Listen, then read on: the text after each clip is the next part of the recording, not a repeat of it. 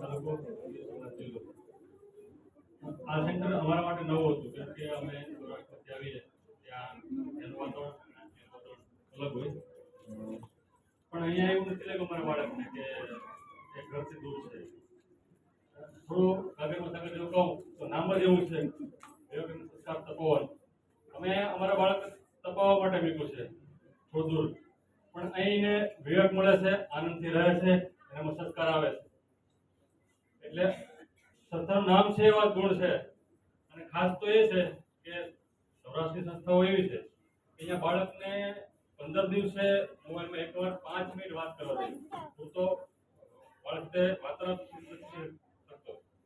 અહીંયા એવું નથી, અહીંયા થોડો ટાઈમ આપે છે અને બાળક ખીલીને પોતાની વાત કરી શકે છે.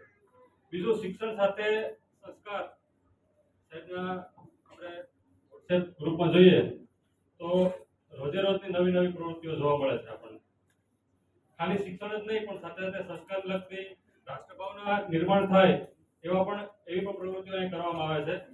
એટલે ખાલી શિક્ષણ નહીં પણ સાથે સંસ્કાર પણ મળે એ જરૂરી હોય અને આ સંસ્થા એ આપે છે એવા તો મને આનંદ છે.